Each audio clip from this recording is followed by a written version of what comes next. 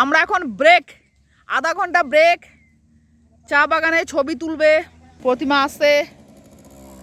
চলো বলো।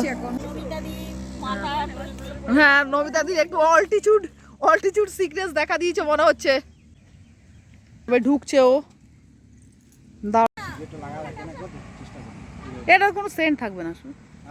এই তো আমাদের পাইলট কাম গাইড দাদা 4 দিনের জন্য।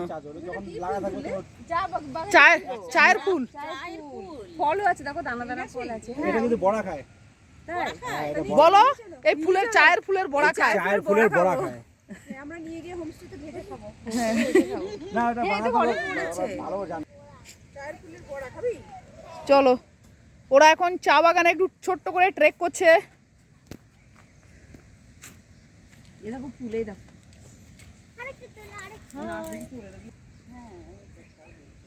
আরে শালুক ফুলেরও তো বড়া। দেখেছিস? দেখ তোরা কি লাকি। চল রে, চল দেখি।